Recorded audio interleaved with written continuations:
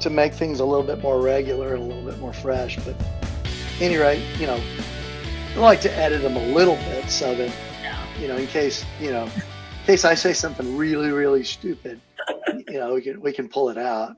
But at any rate, so I'll do the official kickoff of this thing. So this is the Secret Sauce Podcast, the Texas Day Peru Secret Sauce Podcast. And so for those of you who don't know Texas Day Peru, we send teams of surgeons down to Peru every summer to help the poor get surgical care that they otherwise wouldn't be able to get. And we also do clinical job shadowing for pre-med students that are down there to help them get into medical school. It's one of the requirements that you have if you're going to get into med school is you got to be really smart. You have to get a really good MCAT score. You have to have good grades, and you have to have a lot of clinical job shadowing hours and unique experiences that demonstrate that you're going to be a really good doctor. So have as guests today, a very happy reunion, Kiran Paul, who's one of the students that came through and joined us last year. Kiran, welcome. Welcome to our little podcast. Thank you for having me. Oh, it's so good to catch up again. It was so much fun to have you on the team. I just remember so many times watching you guys quiz each other on the instruments and taking the initiative to do things. And it's like, yes, this program works. It was really fun. Like, I feel I didn't have any sort of clinical experience before going on the trip last year. Mm-hmm. It's like a crash course in everything you need to know. Like, I feel like I learned so much in such a short amount of time. Yeah. It was so much fun. So can you give me some highlights of some of the things that you came away with? Yeah. Oh my gosh. I remember, so all the doctors on the trip were so nice about sharing all the information they had, which was so nice.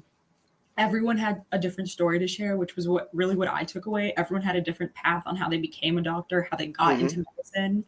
And there wasn't like a one size fits all way you fit in. Like, sometimes it takes a little longer. Sometimes you know it immediately. Like, I didn't know I wanted to be a doctor until my second or third year of college. So I was a little bit behind the curve of everyone else who had known since like high school, like they had been doing stuff for years at that point. And I was like, oh, I'm starting so much later than everyone else. Yeah. All the doctors were really good. They're like, you start at your own pace. Like, your journey to get to medicine is yours. And that was the best thing I took away from it for me. It was really nice to hear that from other people who were already doctors. Mm-hmm. That, like, you don't have to follow the mold that everyone else does. How you get there is how you get there. As long as you're doing it with compassion and with integrity, like, you're going to be good at it. You're going to get there. Yeah. And it's so fun talking to the doctors after them.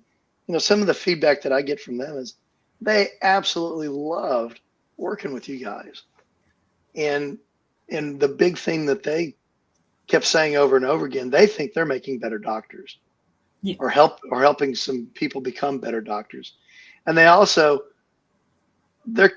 most of the doctors that were on our team last year are kind of the, this is a calling, not a job. Yeah. Type kind of doctors. And I personally think those make the best doctors myself, but absolutely. But so where are you in the application process? So I'm starting my application for the 2027 entrance. I wanted to take a little bit of time. I didn't want to jump into it straight after undergrad, which was my original plan. But I was like, I wanted to build more of a resume of it, really. So I'm doing some clinical work right now, and I'm getting my master's right now. Oh, so wonderful. I wanted to kind of beef up my resume a little bit before I applied. Right.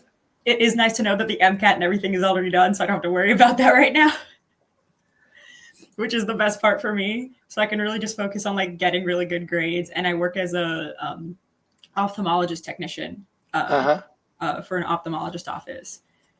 So I'm kind of just building that like clinical and academic background right now, doing some research, getting some internships. In the end, what are you told is the number of shadowing hours that you need to be competitive? Somewhere between 150 and 200 on the lower end. And then some people are like, oh, you need 300, 400 hours. Wow. That's incredible. I mean, on the books, you guys got 60. Yeah. In the cohort you're with. The Mhm. reality is you probably got a whole lot more than that because, I mean, let's face it, you're having breakfast, having lunch, having dinner with doctors for about 9 days straight. Yeah.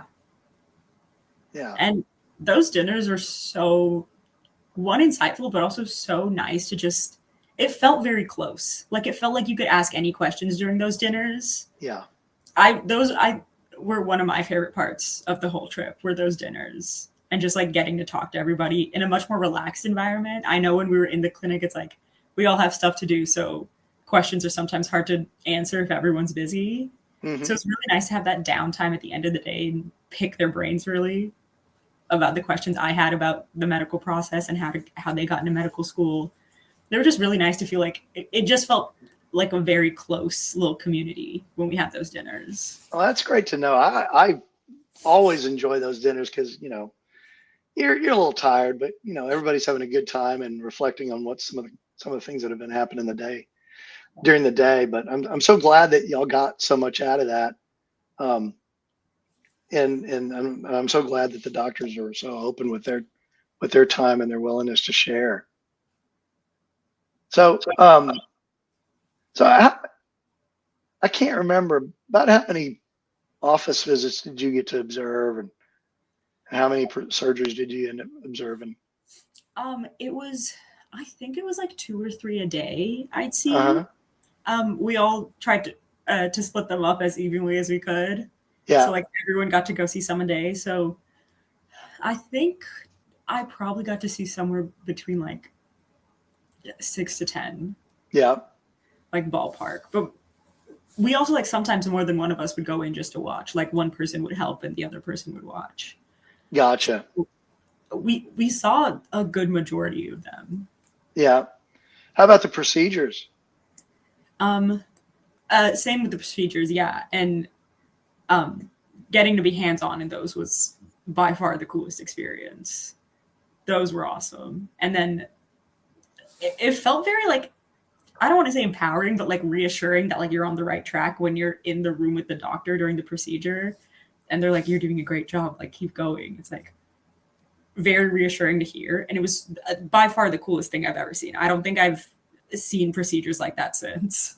Yeah, it's just to be very clear, at times when you guys get to get closer to the patient and the table, it's the doctors doing the care. Yeah. Just want to be clear about that. Just being there was so cool. Yeah, it's kind of interesting. On a personal note, long time ago, we had a young man that thought he wanted to be a doctor and got down there and found it wasn't for him. And he's still allowed to come to dinner at Thanksgiving, but and we love him anyway. But let me do a brief little commercial for Texas Day Peru as we say goodbye. So if you're interested, if you are a surgeon, if you are a CRNA, if you're an anesthesiologist, if you're a circulating nurse, it's or a surgical tech or an RN that can handle the PACU, we need you. We need your help. We need volunteers. We also need people that can basically come and hug patients when they need hugs, can help carry things. If you can lift a 50-pound bag, we need you too. So non-clinical volunteers are very welcome. But if you're a pre-med student, we need you because you really add a lot to what we do. You really, really do. And I hope that that you get a similar story to what Kiran has had, and that we give back to a lot to you from the experience as well. So if any of y'all are interested in Texas Day Peru and what we do, is it that way? There's a QR code up there someplace. Our website is www.texasdayperu.org. Like I said,